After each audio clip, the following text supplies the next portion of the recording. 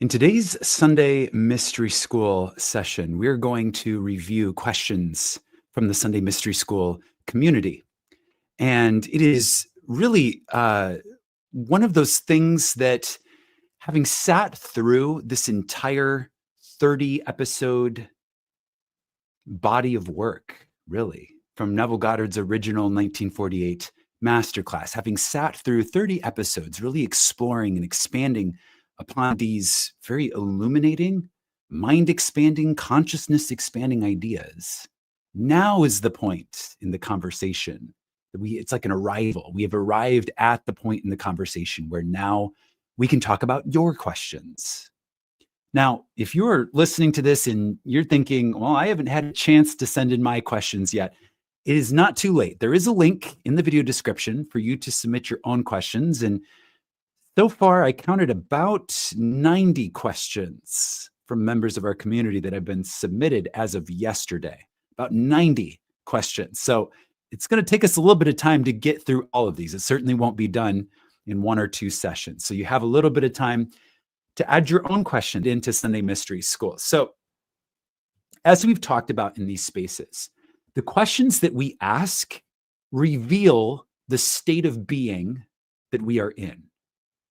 The questions that we ask reveal the state of being that we are in, because really what distinguishes one person from another person, okay? So both human beings, both children of the Most High, okay?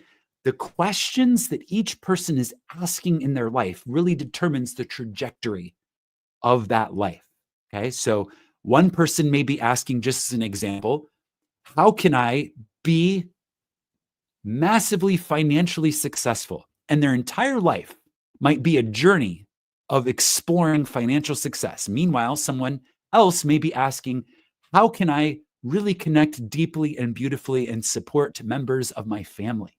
Okay.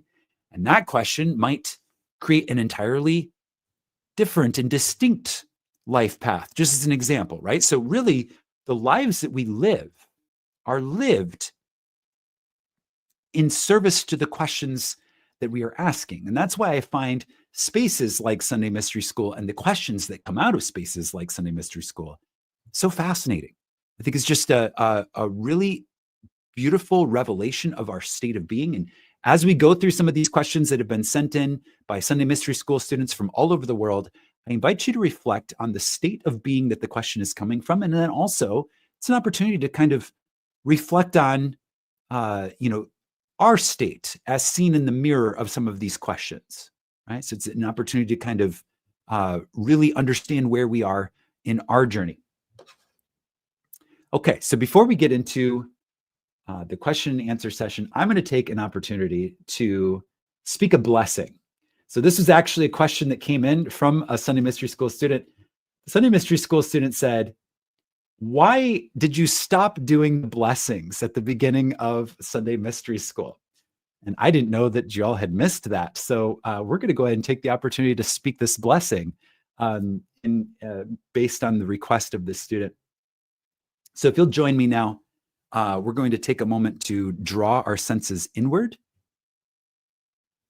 and speak a blessing over everyone who is gathered here today in the live stream, over everyone who is joined via the recording, and over really our entire community and everyone.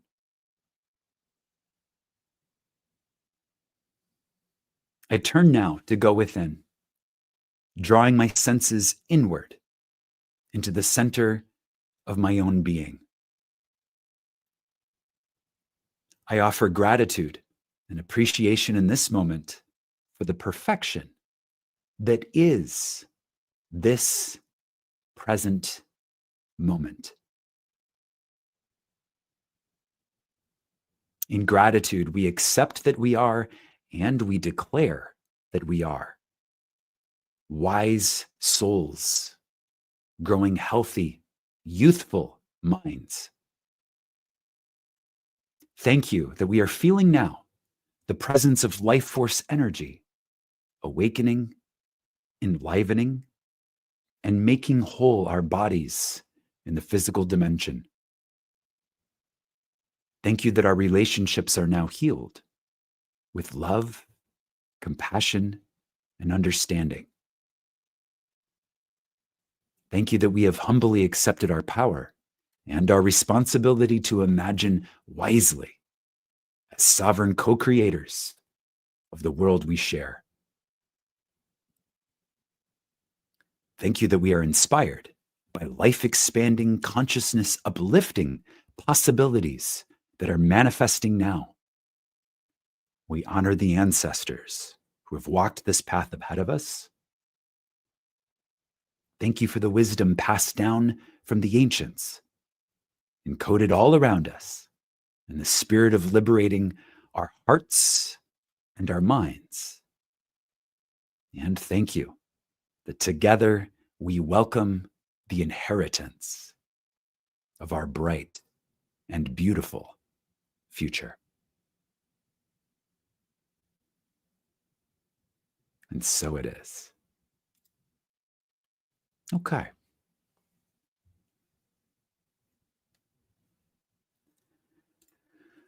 Moving into the questions for today. The first question for this session comes from Kay. Kay's first question is, I'm going to read the question and then we'll talk about it. The first question is, I'm not sure whether or not you have this belief. I am still confused about doing the work, not to get what you want, but to satisfy the inner man. A lot of other teachers say this. What is the point of having a desire? Okay, so this is an interesting question. So confused about doing the work, not to get what you want, but to satisfy the inner man. What is the point of having a desire? And I think it's important to note that the second question submitted by Kay is related to the first and says, regarding the above, also, some teachers say you have to be okay with or without it. And if that's true, then what is the point of having a desire and just being okay with never getting it? Okay, so what I'm sensing here is some questions around this idea of what is the nature of a desire? Where does desire come from? What is the purpose and role of a desire in reality, in consciousness, in creation?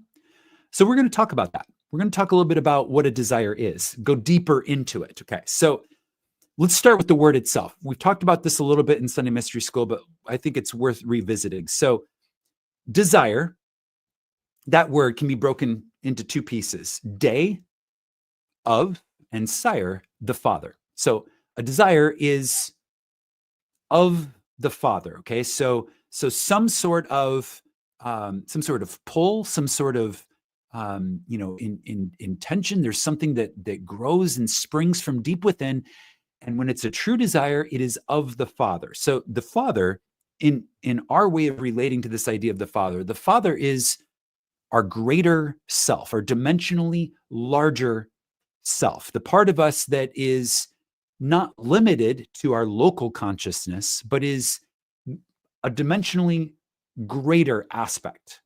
Okay, so one way to there's a couple different ways to relate to this idea, but one of them is that our local consciousness is our conscious mind. Okay, so it's what we're aware of. It's our thinking that we're aware of, our feelings that we're aware of, our beliefs that we're aware of, right? Just kind of everything that happens in conversation and in awareness that is conscious. Okay, that's our local consciousness. And then the Father aspect of our consciousness would be that which is generally subconscious. Okay, so these are thoughts, feelings, beliefs that maybe we're not aware of. And then also, from a dimensionally greater sense, it's a larger part of ourselves. Some people would refer to this as the higher self. Some people would refer to this as source. Okay, so it's really, if we're talking about concentric circles, okay, so the first circle would be our local consciousness, what we're aware of.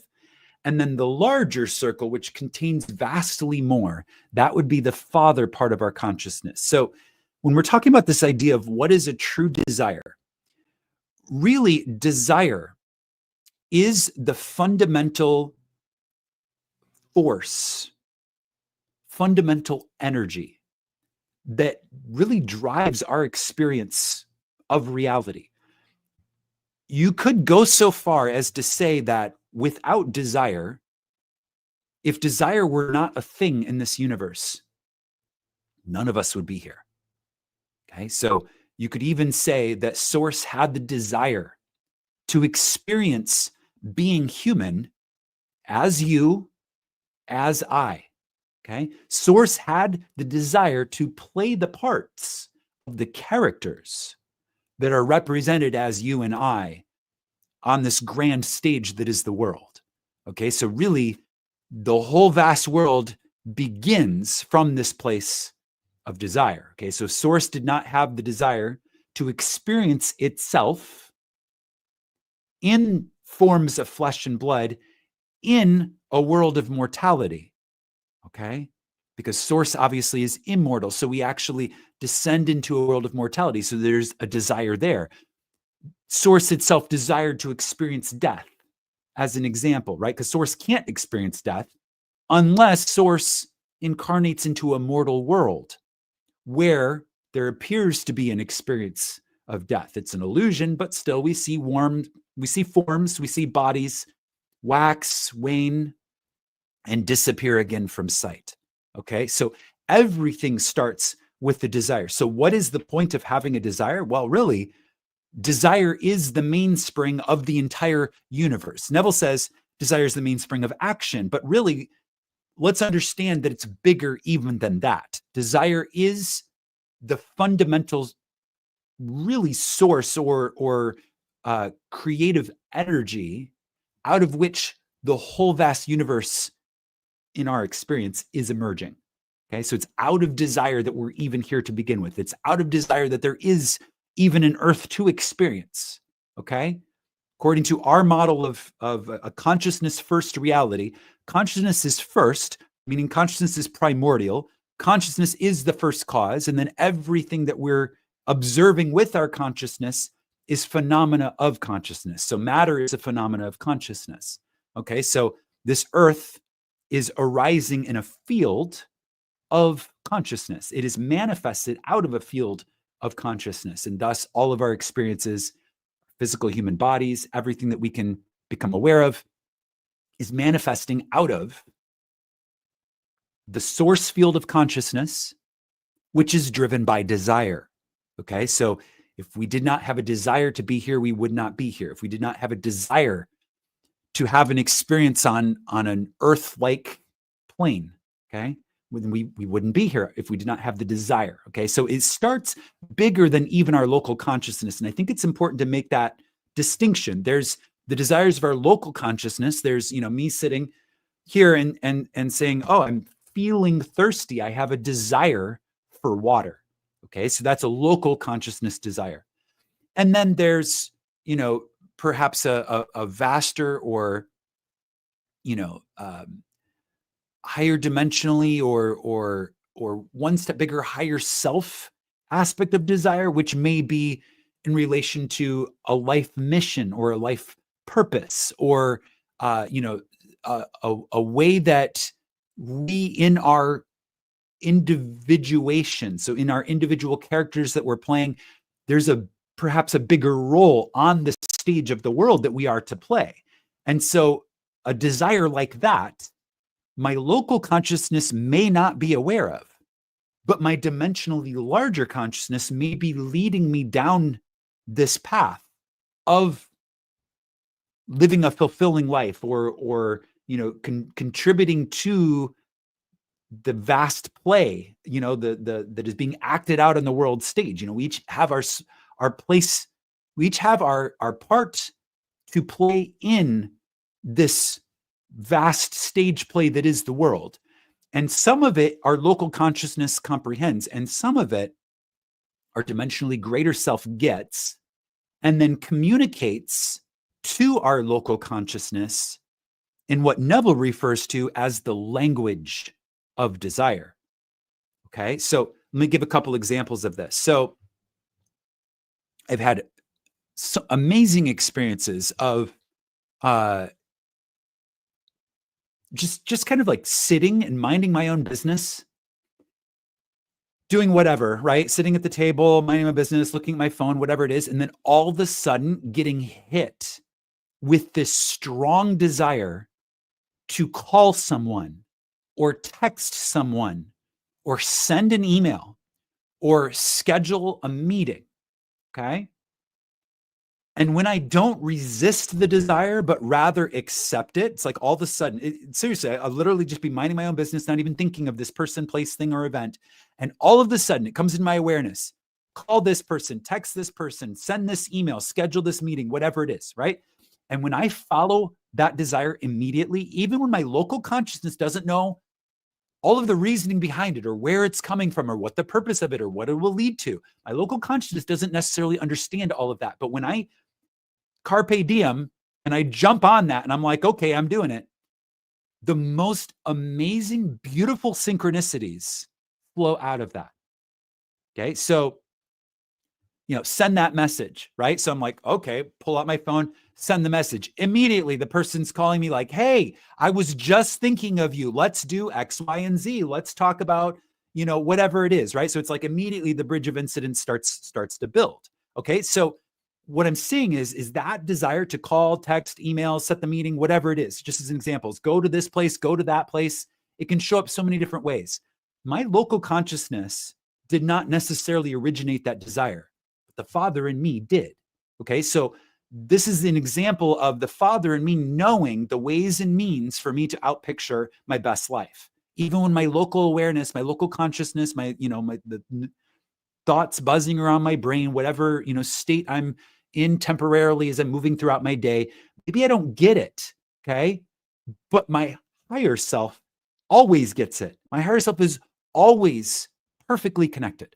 Okay. So my higher self will give me desires that cause me, when I accept them and embrace them without resistance, they cause me to move in the direction of outpicturing being the person that I desire to be. Okay. So it's like a breadcrumb trail moving in the direction of our desires. Now, let's go a little bit deeper into this and start to make some distinctions. So,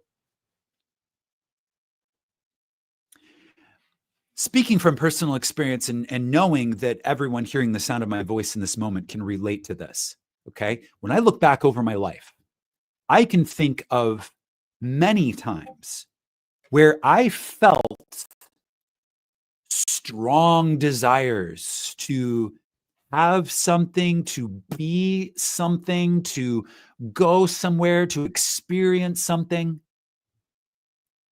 And in the state that I was in at the time, I really did believe at the time that it was a true desire and that this was meant for me. Okay. And then I started to move in the direction of that desire. And 15, 20 steps down that road, began to realize that it was not what I actually wanted. Okay.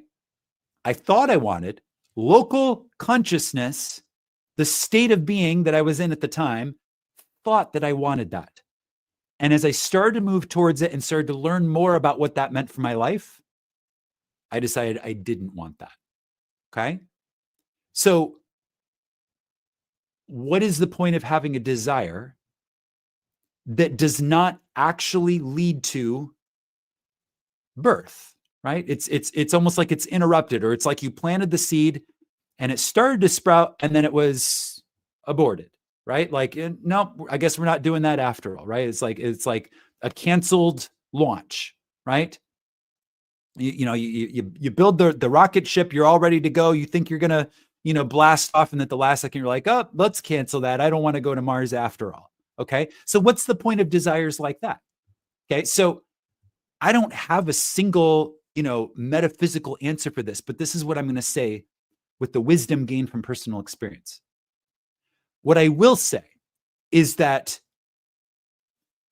I can think of many, many examples of situations exactly like I described, where I start to move in the direction of what I think is a true desire. And then as I get closer, start to realize it's not what I actually want. Many examples of that looking back on, I can see how in that process of moving towards that desire, I acquired knowledge, I acquired skills, I acquired a wealth of personal experience that went on to serve me very beautifully later in life. Okay. Was it a wasted endeavor, even though it didn't lead to the full out picturing of what I initially thought my desire was? Absolutely not. There is no desire that is wasted. Okay. So in other words, there is no time that is wasted moving in the direction of a desire. Okay. Everything plays its part. Everything has a purpose. So this leads to the second part of this question. Why do some teachers say you have to be okay with or without it? Okay. And if that's so, what is the point of having a desire and just being okay with never getting it? So again, opportunity to make some more distinctions here. So that you have to be okay with or without it. There is an element of wisdom to that. And we're going to make some distinctions because it's not exactly black or white. There's a lot of shades of gray here. Being okay with or without it. So using these examples of, let's say I can think of an example of a career track. Early in my life, I came out of my schooling and I knew 100% what I wanted to do with my life. I knew the job title. I knew the organization that I would work for. I knew, I did all the research to find out what would be required. And I had a whole life track set out to become this particular person in this particular job, living this particular type of life. And of course, spoiler alert, I made it 10 steps down that road and realized this is not for me. Okay. Because in that 10 steps down the road, I learned a lot more about myself and I learned a lot more about the organization that I thought I was going to work for. And I was like, this is actually not a match.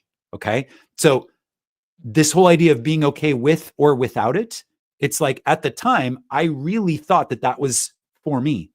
And then the closer that I got to it, I realized, oh, this is actually not for me. Now, was I emotionally devastated by that? No, I was grateful.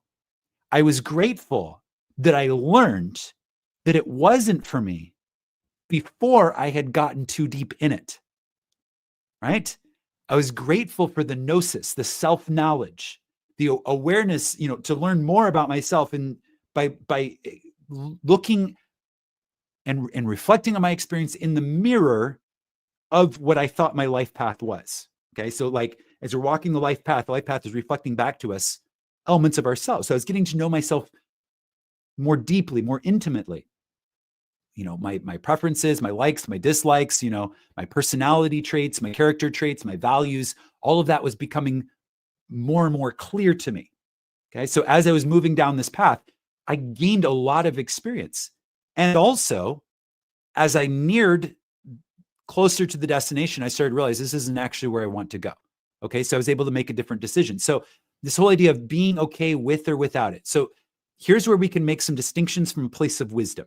Okay. So there is the opportunity to have a desire, to begin to move in the direction of the desire, and also to understand that moving in the direction of the desire also involves a journey of self-knowing, getting closer to oneself, getting more familiar again with the local character traits, value system, your preferences, your likes, your dislikes, right? As Abraham would say, learning through contrast, right? Like, I like this, I don't like this other thing. Okay, let me choose a third thing. It's like, this is a process of development. So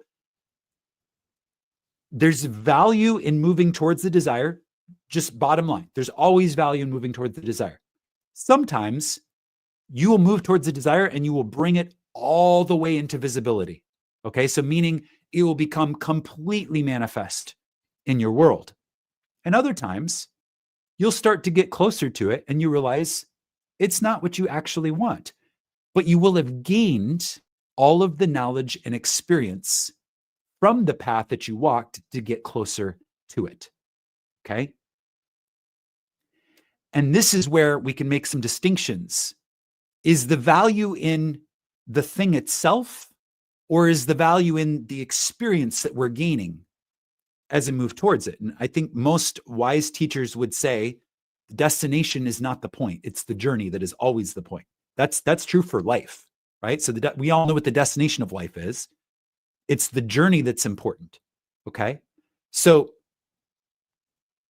let's look at this from a little bit different angle. Okay. So you have to be okay with or without it. Now, some teachers speak about this idea of detachment. Okay. So it's like when you are really focused on a desire, something that you really want, you yearn for, it's like you burn for it. Okay. You can actually get overly focused on it. Okay. To where you start to obsess on this idea, on this desire. You literally become obsessed with it, as distinguished from falling in love with it. There is a distinction there, obsession versus falling in love. You can fall in love with your desire, but to obsess on it takes it to perhaps an unhealthy level. Okay, so it's like these teachers that talk about having a healthy level of detachment. It's let's not get so focused on one thing that we forget about what it means to live a healthy and balanced life, right? Let's understand that there are always multiple facets to life. And so desire that you have in one particular region of life, that's great. But, you can love the desire, you can imagine having the desire, you can move in that direction, but you need to balance it. Just to express in the state of balance, right? You need to balance it with other areas of life. Don't become overly focused just on one area of life. So this can be distinguished, this idea of detachment and balancing it out can be distinguished from just being okay never having it. That's an entirely separate thing. So let's talk about that. So what is the point of having a desire and just being okay with never getting it? Okay. So the way that question is worded, I can understand that there's this sense of, well, this is pointless. Like, why would I learn about metaphysics? Why would I learn about how my consciousness creates reality? Why would I practice these tools? Why would I learn about first cause? Why would I begin to operate as first cause if really in the end, I don't end up getting what I want? Okay, so let's make a distinction here. Okay. Some desires we move in the direction towards and realize they're not what we actually want. And in that process, we gain a wealth of wisdom and experience. Okay, so it all contributes to our good. Other desires we start to move in the direction towards, and we realize they are a match for us and they are the right fit. Okay. And as we get closer to them, we begin to tune and adjust the dial of our self-concept to become a perfect match for that desire. Okay. So if you have a desire and you're moving towards it, and by moving towards it, I mean, you're assuming it, you're getting familiar with it, you're getting comfortable with it, you're building your scenes, right? Your scenes that would imply the fulfillment of the desire. You're come near to me that I may feel you, right? You're drawing that feeling close to you in imagination. If you're doing that, you're moving towards it, you're beginning to assume it, okay? And as you do, it just feels more and more right, more and more correct, more and more, yes, this is a true desire. This is what I really want, not just something I'm moving in the direction of to gain knowledge and wisdom, but this is actually a match, and I want to bring it all the way into visibility in my world, okay? If that's the way you're feeling about it, then there is no just being okay with never getting it, okay? If it's right for you, meaning you are moving closer to it, and the closer you get, the more right it feels, okay? It is your role to give it life and expression. So this is Neville's term, appropriate. Okay. So you begin to assume it and you begin to operate from that assumption. Now, this, people such as Neville, who were very fluent in the language of emotion and imagination and the deep levels of knowing, they could very quickly shift self-concept and fully assume it. Okay. There's some people that can do that very easily, and that's not everyone. A lot of people adjust over time. They adjust that self-concept over time. And the process of adjusting the self-concept requires sacrifice. Okay. So now this is actually looking ahead to upcoming questions, because some people wrote in and they said, hey, so what is this idea about sacrifice? Because Neville says there is no sacrifice. Other people say there are sacrifices. Okay. There is a sacrifice to get what you want. And the sacrifice is the part of yourself that doesn't have it. Okay. You have to let go of the part of yourself that doesn't have it to welcome in the new man, which is the version of yourself that does have it. Okay. So this process of letting go, okay, so you can kind of exist in a dual-minded state for a moment, but you have to move out of the dual-minded state and make your eye single, okay? But it's like in the process of desire, it's like you're currently one way. You get this whiff of desire and you're like, I think I'd like to be this way. And you start to compare the two ways of being. And as you're comparing the two ways of being, you're starting to notice the differences between them, okay? And as you start to notice the differences between them, it's up to you to start to move out of the old way of being and into the new way of being. And that requires letting go of ways of thinking that are associated with the old way of being, letting go of patterns of thought and behavior. Your language begins to change. Instead of, if you're one of those people that's like, your whole life you've lived in poverty, and out of your mouth has come the words, I can't afford that. That's too expensive. I don't have the budget for that. That costs too much money, right? All of these, I'm poor, right? All these I am statements or declarations over your life. And that's the old state. You decide to move into the state of wealth, okay? Expressing the abundance that is your inheritance and birthright, okay? You're going to have to let go of that programming. You're going to have to stop speaking those spells over your reality of that's too expensive. I don't have enough money for that. I'm poor, right? Like whatever, maybe you're not saying those things exactly, but even the thoughts or even I remember a long time ago, I was in class with this woman who was talking about how she never goes shopping because she just knows she can't afford the things. And I was like, now that is a deeply ingrained state of poverty, right? To like not even let yourself to go look at what is available in the abundance because you just automatically slam that door shut and said, nope, I am poor. Slam the door. I am poor. I'm not even going to look, right? That's some very deeply ingrained poverty programming, okay? You have to let go of that to step into the place of abundance. So you're looking at these, contemplating these two, poverty, wealth. For a moment, you're dual-minded because you're looking at it and you're like, okay, I noticed that recently I've been saying a lot of things like, I wish I had more money or, I wish I could afford this, or I can't afford this other thing, or wouldn't it be nice, right? In this new state, most wealthy people don't speak like that, right? I remember from Rich Dad, Poor Dad, the key distinction is not, I can't afford that.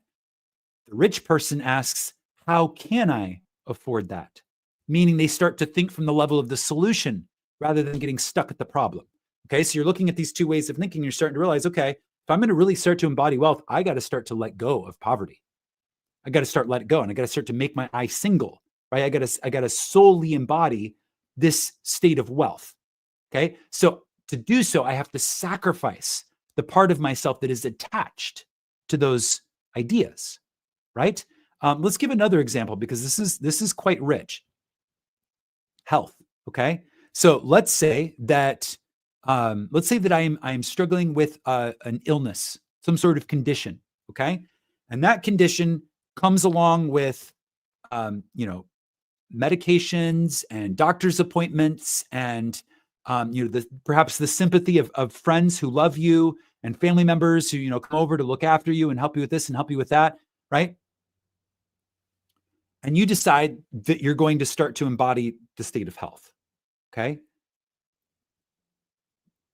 With that state of health comes a sacrifice of what Neville would call the old man. Okay. So that sacrifice of the old man, you start to move out of this, I can't, and you start to move into the I can. Or if I can is too much of a jump, it's what if I could, right? It's again thinking from the level of the solution as opposed to getting stuck in the problem. Okay. So it's like this your mindset begins to shift. And at first, there may be a little bit of dissonance between the two states. But the idea is to begin to let go of the old state and move more fully into the new state. Now, some of us can do this with literally the snap of a finger. Many of us, this is a process. It's a process of continually coming back to what the fulfillment of the desire is. So, what would the feeling be like were I now the man, the woman, the human that I desire to be? What would the feeling be like were I now embodying a state of wealth? Well, I certainly wouldn't be complaining about how expensive things are. Okay. So I can go ahead and sacrifice that. And next time I feel the urge to speak a spell like that, oh, look how expensive these things are, I can go ahead and sacrifice that on the altar of the new state. And I can say, you know what? The old man would have complained about that, but the new one says, look how abundant the world is. Look how abundant I am. Look how wealthy I am. Let me celebrate what I do have. Let me continue to move in harmony towards that state of welcoming more, as opposed to slamming the door on abundance by constantly, complaining or speaking spells of lack and limitation over my life. Okay. Same thing with the health. Okay. So at first there may be that dissonance. There may be the health issue being pretty loud in your awareness. So it's slowly starting to move into, well, whatever I'm feeling in this moment, what would the feeling be like were I embodying the level of health that I desire to embody?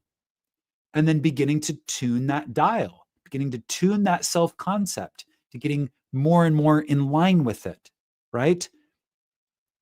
And that may require some sacrifice.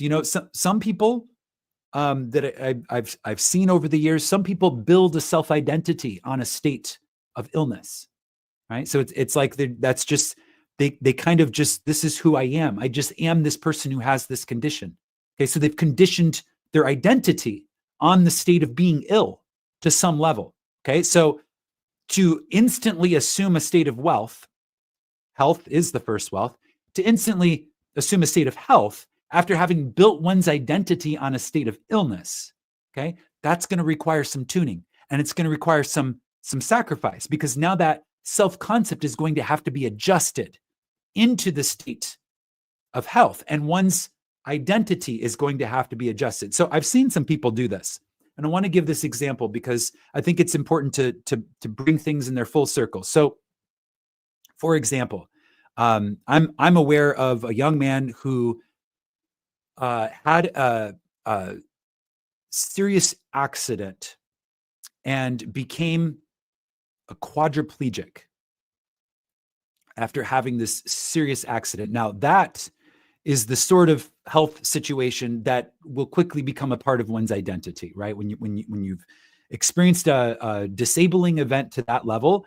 that is the sort of thing that can quickly dominate one's awareness and become a fundamental part of one's identity. And this young man really went through the whole process. So initially, shock, disbelief. It's very traumatic to go from being an able-bodied young man to being a quadriplegic. Very intense experience, as I'm sure all of us can imagine, to some degree. And initially, devastating. Okay, so initially devastating, and oh my goodness, how am I gonna recover from this?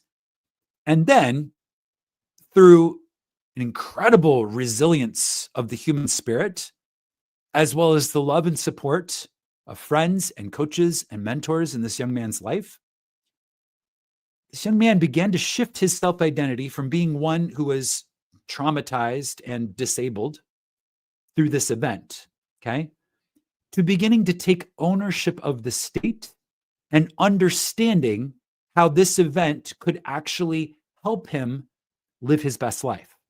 Okay, so a complete shift. And not only has he made tremendous leaps and gains in his recovery, starting to get back some movement, starting to get back, some muscle tone, some being able to interact with the world. He's not fully quadriplegic anymore. He started to have profound healing.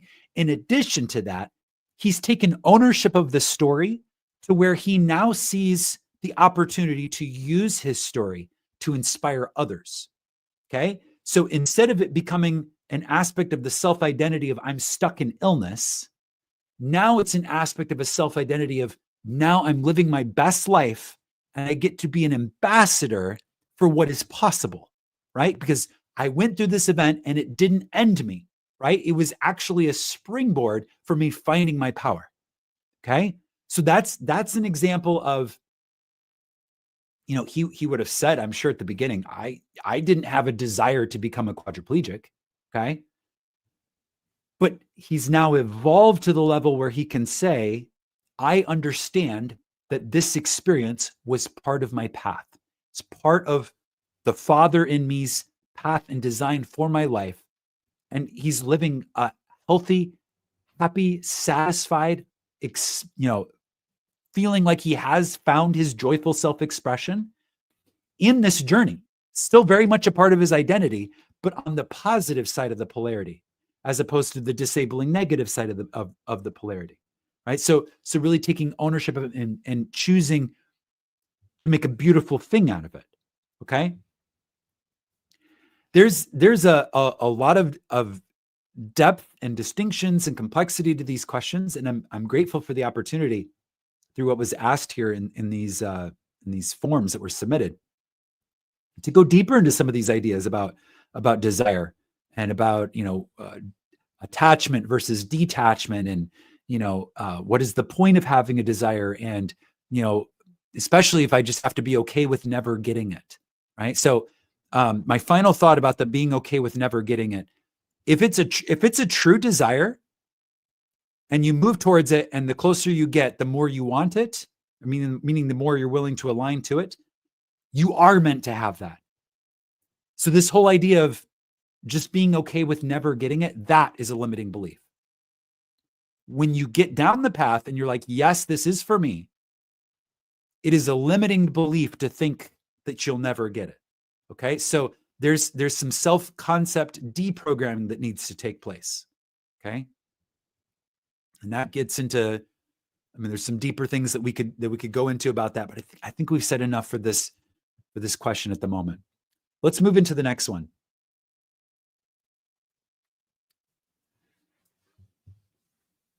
This next question is from Wilson. And Wilson says, what is your view on the part of Scripture that talks about fasting? Keeping in mind that Neville says there are no sacrifices required. Okay. We spoke about this a little bit in the last question. It's not that there are no sacrifices required, because you do have to sacrifice the old state. Okay. But there's actually some really fascinating levels of depth and distinction in this question. This idea of fasting, this idea of sacrificing. So let's get into it. Scripture talks about fasting, and the general idea is fasting and praying. Okay. So all throughout the New Testament, you'll see those two ideas coexist: fasting and praying, fasting and praying. It's rarely just fasting. Sometimes it's just praying, but really we see these ideas of fasting and praying presented together. Okay. So let's talk about what prayer is. So prayer is the feeling of the wish fulfilled. Prayer, in its true definition, is the process of catching the mood. Prayer is the process of catching the mood. Okay, so how do we catch the mood? Well, we have to dim the evidence of the senses. Okay, so this is, as the Bible says, going into the upper room of our awareness, upper room of our consciousness, going into the closet, into a meditative state, away from other people, away from the noise of our everyday life, and also away from the noise of the beta brainwave state. Okay, we can speak about it that way now because our science now has additional language for these things. Okay, so the beta brainwave state is the very sensory reactive brainwave state, generally speaking. Okay, so we're going to go away from those things. We're going to ascend in consciousness. We're going to get up into the alpha theta cusp. We're going to go within. We're going to shut the doors of the eyes, close the doors of the ears, dim the evidence of the senses to what is. And in that space, in that silence, we're going to cultivate and catch the mood of the feeling of the wish fulfilled. So this is really getting clear, first and foremost, what our desire is. Okay, what is it that we truly want? Whatever you ask for, believe you have received it, and you will. So how do we believe we have received what we are asking for? We believe we have received by going to the end and constructing a scene that would imply that whatever we desire has already happened. And the scene needs to be sensory, okay? So one of the ways that we can look at this is we're actually using our consciousness to travel in time and space to a specific location where the event has already happened, and now we are doing something tangibly in the senses that we would only do. The only way we would logically be doing this thing is if our desire had already been fulfilled. Okay? So this is the best example that I can think of in this moment is Neville being told, I'm sorry, Mr. Goddard, there are no ships to travel back to New York. You're going to have to wait for 9 months because the ships that are going to travel are full and there's 250 people on a waiting list ahead of you. So that's what Neville is told in the evidence of the senses. And he's like, well, what would the scene be that would imply that my desire to go back to New York is fulfilled? And what would I be doing that I would only be doing if I had tickets? I would only be climbing up the gangplank to the ship if I had procured tickets, right? That was the scene. And the mood was bittersweet. It was looking back over the bow of the ship at the shore of Barbados and feeling that bittersweet feeling of, I'm a little sad to be leaving behind my family and friends because I've had such a wonderful vacation here, and also a little excited because now I'm going back to New York to teach the 1948 lessons, which will resonate throughout history, as we all know in this space, right? A little bit of bittersweet. That was the mood that he caught. So he went into prayer, okay? And so prayer was him laying down in his hotel room, closing his eyes, going into meditation, and feeling himself sensorially walking up the gangplank, smelling the sea air, seeing his brother going ahead of him, carrying his daughter, right? His daughter, Daphne, holding on to the rails, right? As he leaves the tender and starts to walk up to the ship. And then, of course, turning around and looking at the shoreline of Barbados and feeling that nostalgic, bittersweet feeling, okay? So that's prayer. Prayer is the savior, okay? So it's whatever my desire is, what would save me from my desire is the fulfillment of that desire. So if my desire is thirst, if I'm thirsty, the savior from that desire would be water or some sort of beverage, okay? So it's what would satisfy my desire? Construct a scene that would imply that, okay? That's prayer, okay? Now, what is fasting? Because again, these two ideas are presented in the Bible together. So fasting is traditionally refraining from eating, sometimes eating and drinking, okay? So again, fasting and praying, okay? Traditionally, people have interpreted the Bible's speaking of fasting and praying to mean not eating and praying, asking an external being for some sort of blessing in exchange for the sacrifice of not eating or not feeding, okay? I'm going to offer a different interpretation of this idea of fasting and praying, okay? The interpretation, Sunday Mystery School style, is that fasting is refusing to feed on the evidence of the senses. Refusing to feed on the evidence of the senses. This is Jesus saying, I have food you know not of. Right? The disciples are like, why aren't you eating? I have food you know not of. I am feasting in my imagination. And when we define fasting that way, we can see why the two ideas are constantly presented together. Praying, which is feeling the satisfaction of the desire, catching the mood, the feeling of the wish fulfilled, and fasting, which is refusing to feast on the evidence of the senses. So this is focusing on seeing in your mind's eye what you do want and refusing to look at the world, which is showing you that you don't have it. Okay? So you can look around you and the world's like, you don't have X, Y, and Z. You're still unhealthy. You're still, single and dating, like whatever it is that you don't want and you have the desire to transcend. Okay? You are fasting from feeding on the evidence of your senses that are telling you that you are not the person you desire to be. And you are praying, fasting and praying. You are praying, meaning you are fully focused on holding and sustaining the feeling of the wish fulfilled. Okay, so this is the idea of fasting and praying. Now, this is completely different than what some people talk about literally not eating food. Again, the Bible, for thousands of years, people have interpreted it literally. In some cases, completely disregarding or not getting, not having their ears opened or their eyes cleared to see the metaphysical meaning or the higher meaning, the psychological interpretation, the spiritual interpretation, the true wisdom being conveyed by the words, instead taking the words literally. So there are a lot of people who think that fasting and praying is literally not eating and asking an external being for some sort of blessing in exchange for not eating. Okay, so we understand it here in Sunday Mystery School. There's some distinctions. We understand perhaps a little bit different, perhaps a more clear version of what that is. Now, let's also talk about the not eating thing. Okay, so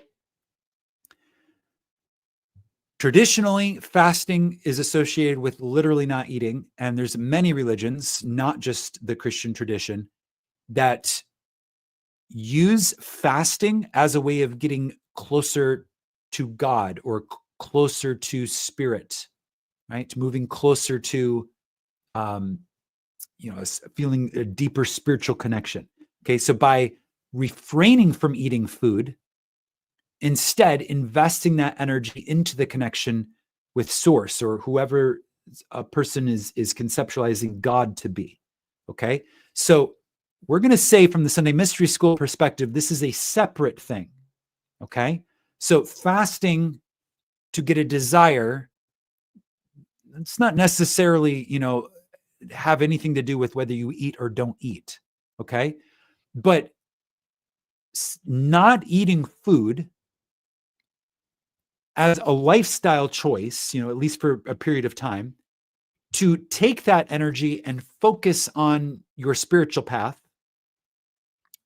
that is something that you can choose to do. Knowing Neville, he would say, not necessary, completely voluntary, right? So it's like, there is no external God commanding you to do this, right? There is no burden or requirement, right? And doing so is not making you holier, okay? According to Neville, right? You are as holy as you will ever be right now, right here. You don't have to go anywhere. You don't have to do anything. You are worthy exactly as you are. Like, own your worthiness. That's Neville's pure essence. Own your worthiness now. You don't have to give up anything. You don't have to go anywhere. You don't have to supplicate. You don't have to pray. And doing all these things doesn't make you holier than you are right now. It's entirely optional. Now, that doesn't mean to diminish the value of them. The value can be found in things like tradition. Maybe it's part of the traditions of your culture to do these things. And maybe that's enough value to go ahead and do them. Just don't twist it. Don't misunderstand the role in place. Okay, I think that's the wisdom here. Okay, and then obviously the second part of this question, let me reread the question. So it was, what is your view on the part of scripture that talks about fasting, keeping in mind that Neville says there are no sacrifices required? Okay, so we really distinguish what fasting can mean in a Sunday mystery school context. Okay, so mystery schools would look at fasting in the way that we've described here. No sacrifices required. We also understand now what is meant by that. Okay, there are sacrifices required. Not in the sense that a lot of people might initially think, but the fundamental sacrifice is, by definition, the old man. You can't put new wine in an old wineskin. Okay? You have to sacrifice the old wineskin and put the new wine in a new wineskin. Okay? So that's using a biblical metaphor. The old wineskin is your old way of being, your old identity. When you have a desire that is born in you and you are going to outpicture this new version of yourself, you have to completely die to the old version of yourself. And that is the sacrifice that is required.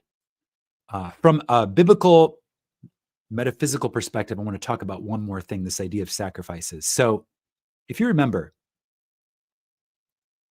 all throughout the Old Testament, sacrifices are made to God. Okay, there's all kinds of dramatizations of individuals selecting animals from a flock and sacrificing them on an altar to make an offering to God. Okay? Now, there may be, as there seems to be in the Bible in general, multiple interpretations of what this means. But I'm going to offer one of these multiple interpretations of what this could mean. Okay? So one of the interpretations that this could refer to is this idea of sacrificing or really quelling the animal nature that is in each one of us. Okay? So really this whole experience of being human is God in man, right? Each one of us is God in man. Okay? So the man part of this experience, because it's really both God and man together in a physical form. The man part of this experience, we definitely have this animal-like nature. Okay, scientists would call it the reptilian brain. Okay, it's like a very old, inherited part of our DNA, and it deals with animal tendencies. Okay, and it serves us in some ways, and it distracts us in other ways. Okay, so we have like this animal nature, and the animal mind is really where fear comes from. Okay, the fight or flight, like that's very much the animal part of us, because if you think about it, the God part of us knows there is nothing to fear ever, right? The God part of us knows that we're not even mortal, like these bodies are, but the I that I am is not subject to this idea of death. The only thing that the I that I am can ever lose is the belief that loss is possible. Okay, so that speaks volumes. Okay, so there's a part of each of us that understands that. So why do we sometimes experience fear? Well, that's the animal part of ourselves. Why do we react to things that we manifest in our reality? Someone says something and we feel triggered, and so we, spit out angry words, right? What part of us was it that did that? Okay, that had that reactionary knee-jerk type response. Okay, that's the animal part of our being. It's a very enriching part of the reason why we're here, but in the state of being a local consciousness, feeling both the animal part of ourselves and the God part of ourselves, and feeling the harmony in most cases. And sometimes it can feel like they're in a little bit of disharmony, but feeling just that relationship, that really is what the human experience is all about. Okay. Like if you go back to the blueprint of what the human experience is designed to be, it's literally raising God out of man, right? So falling, you are sons of the Most High, all of you, and yet you will die like men and fall as one man, O ye princes. Okay? Sons of the Most High, all of you, and yet we fell. Okay? So we gave up so much of our infiniteness to take on these finite, limited forms that are, we share DNA with the animal kingdom, right? Our bodies came from the animal kingdom, and this is part of the great human experiment of God.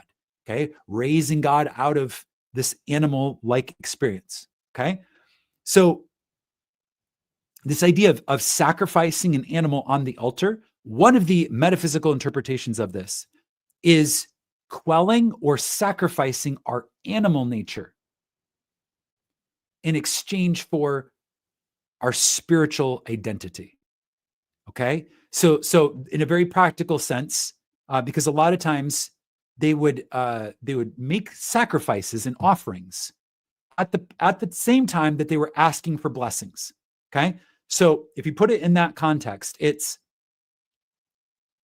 I am going to sacrifice on the altar of what I do want,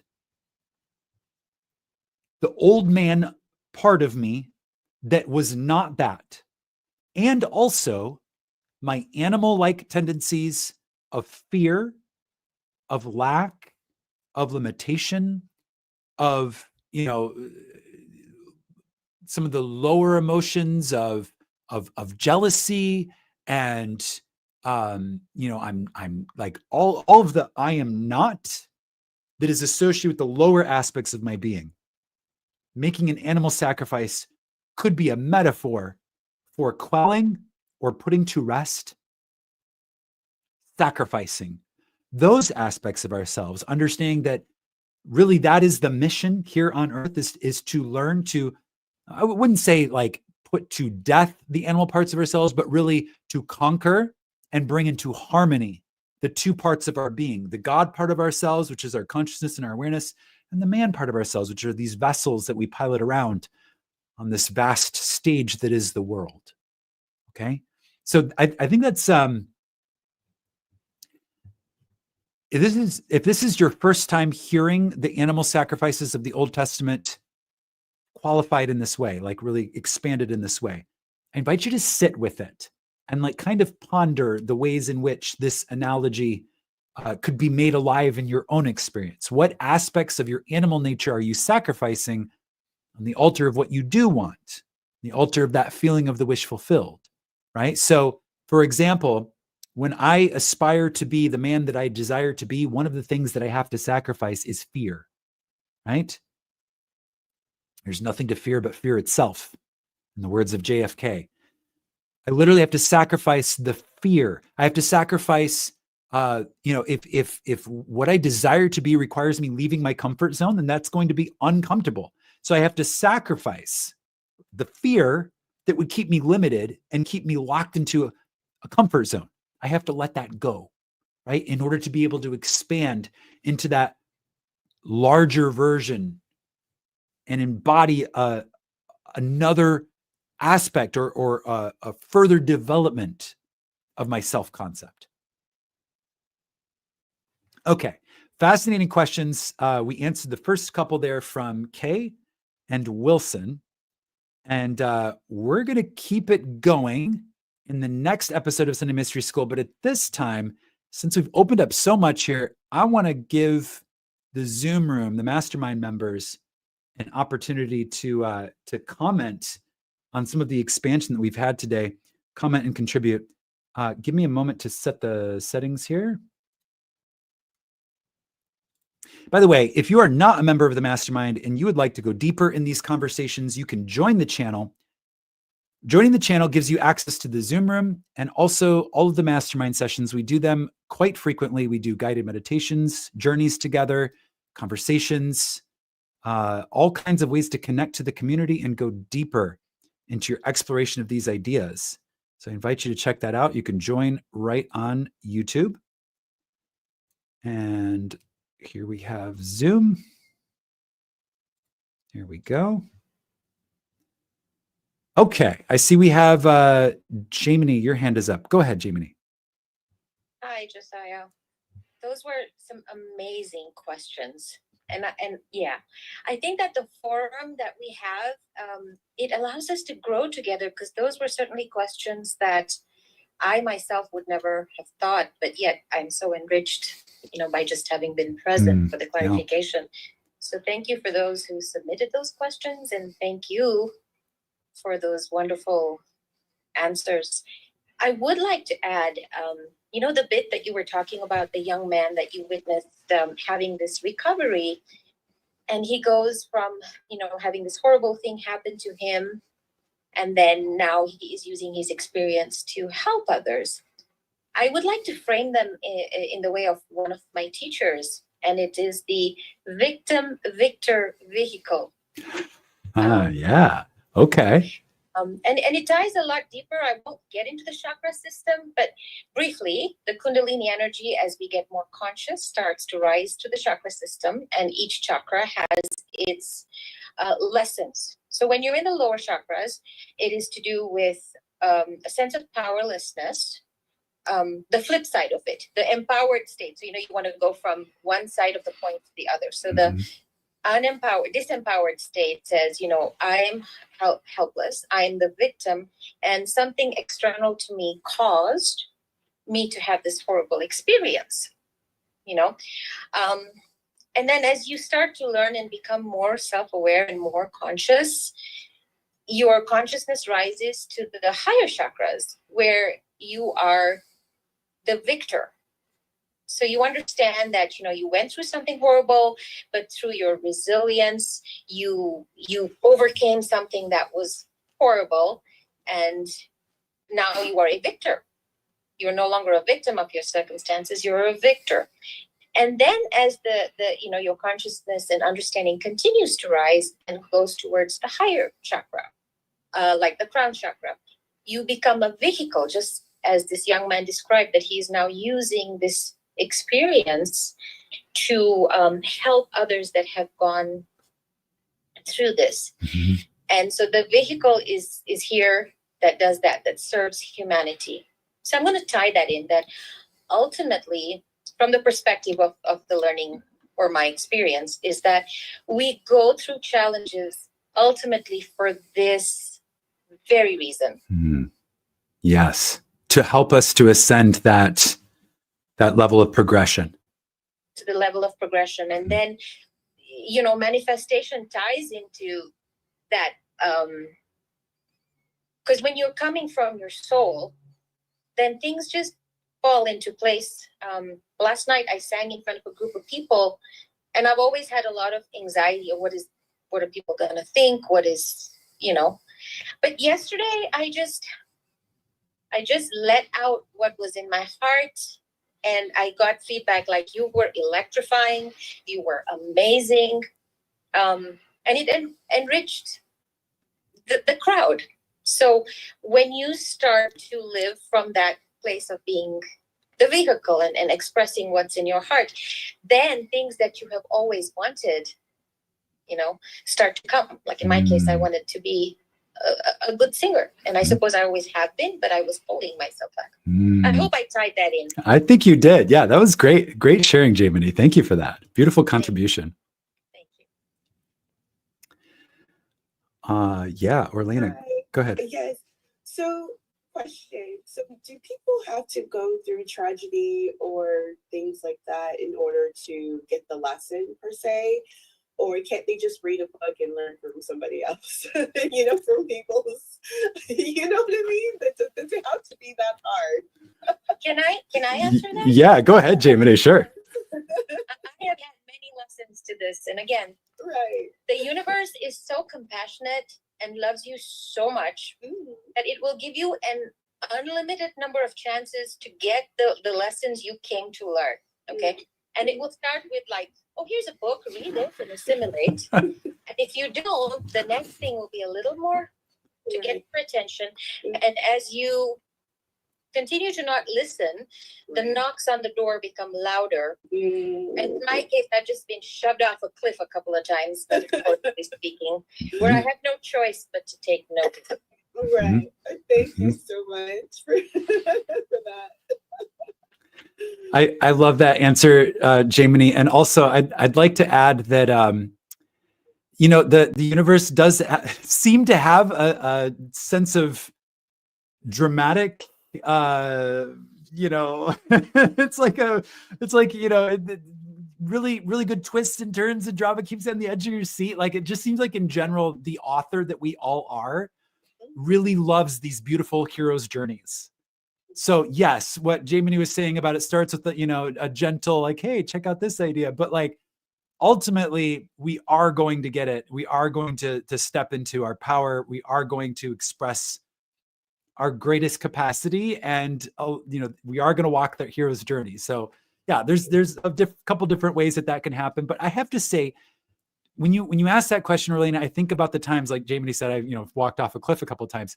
I think about the times in my life where I've done the metaphorical equivalent of walking off a cliff. And at the moment when it first happened, my initial animal body reaction to it was not happy about it. But as soon as I got out of the fear and trauma response and started to ascend, like what Jamie was speaking about, kind of getting into from the disempowered to the empowered, or from the victim to the victor, and then ultimately the vessel.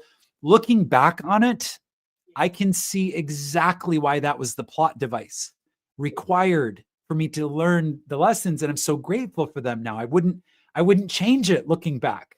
Right. And so I think there's definitely some value and beauty to that. And then also with the last question. Yeah. It was phrased to where you don't always get what you want, or along the lines of that.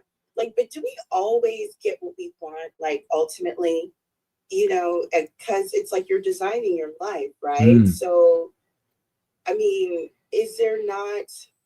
I mean, we always get what we want. I don't know that we get what we want. We get what we assume that we have. Okay.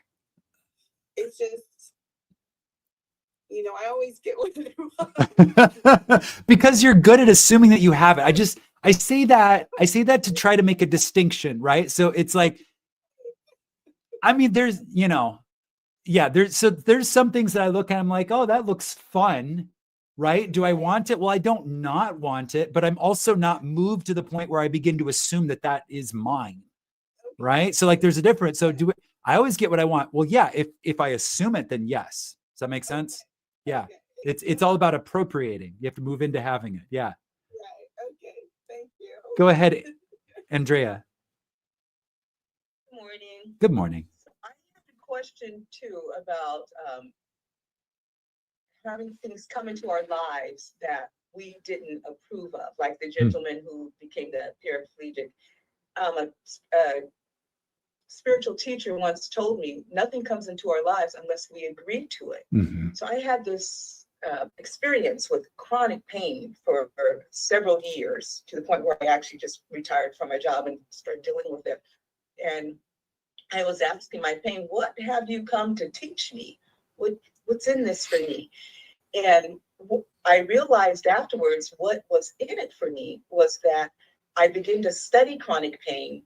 And I found a group called, it's actually a certification, Pain Reprocessing Therapy.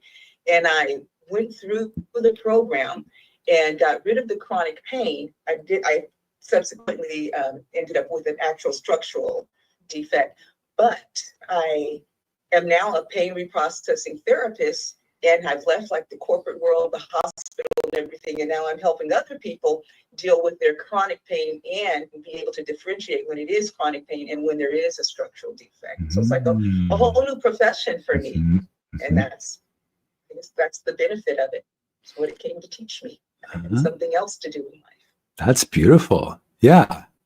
Yeah. So what I'm hearing you say there, Andrea, is so this process of like, first you're probably like, why do I have this? And at first you're probably not super happy about it because it's not a fun experience at first, right? But then learning to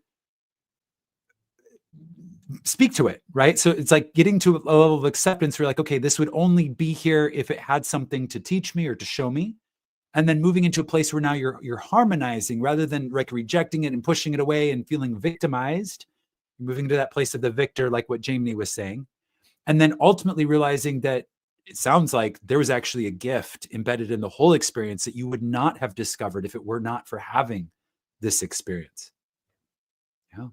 That just, it reframes the whole thing. Like it reframes, anything that happens that's uncomfortable or painful, or we feel like at first we do not want this. It reframes it by really saying, okay, this would not be happening if there wasn't some sort of gift, right? Like the old Bible, like the Bible verse, all things happen for the good of those who love God, right? Like all things conspire for my good, right? So really embracing that and saying, this would not be here if it were not a positive part of my path, right? But that requires an adjustment of self-concept to the point where we can accept it. That's beautiful. Thank you for sharing that. Roxy, I see your hand is up. Go ahead.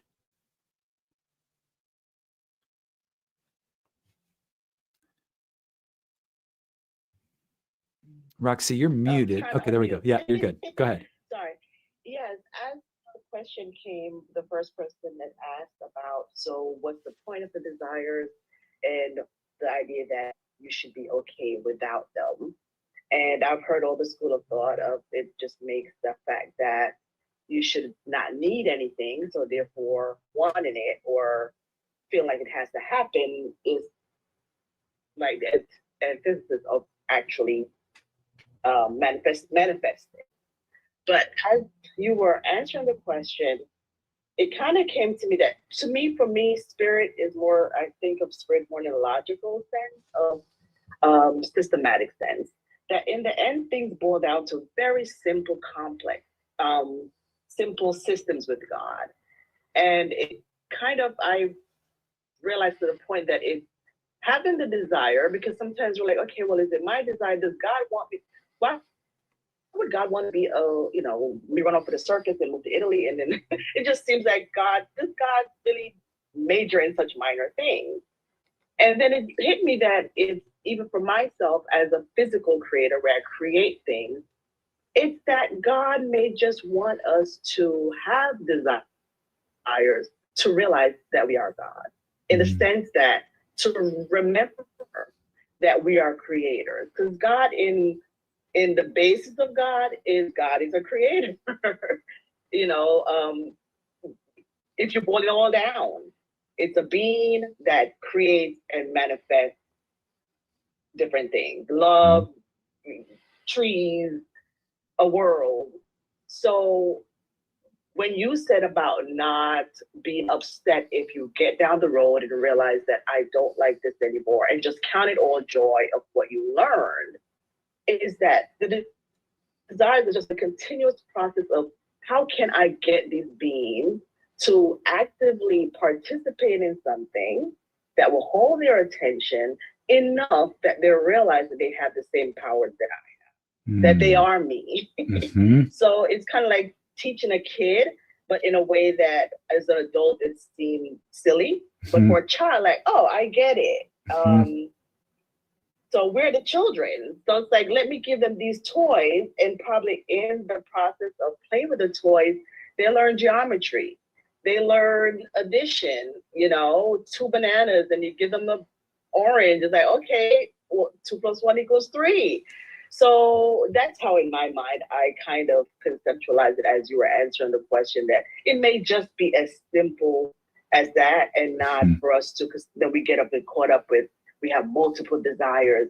And is that true purpose? Like me creating clothes, is that so frivolous for people trying to, cure cancer?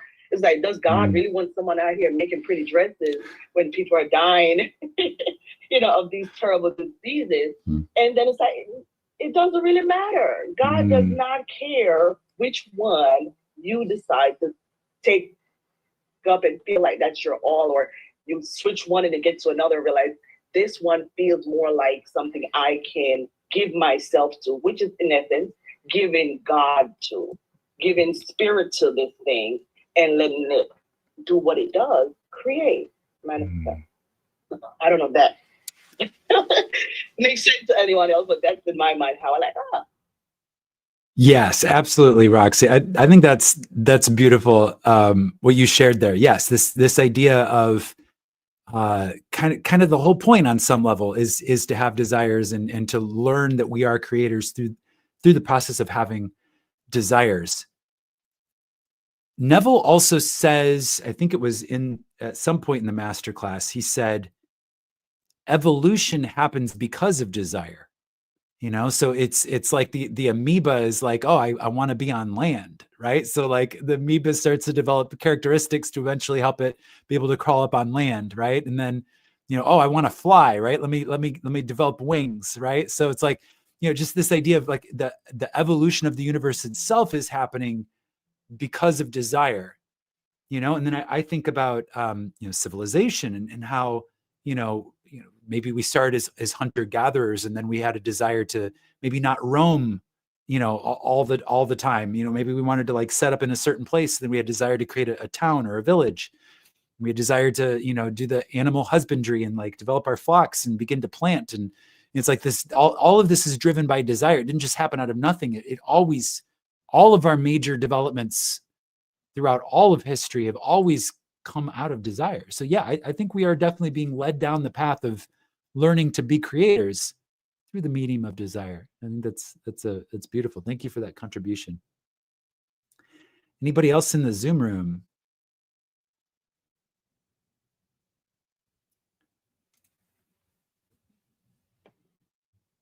Okay, so these were awesome questions here that we had the chance to review, and there's a lot more coming. Make sure you get yours added if you would like to have them discussed in this forum. We're going to continue, as I said at the beginning, we're no Sunday Mystery School on December 8th. That's the next one.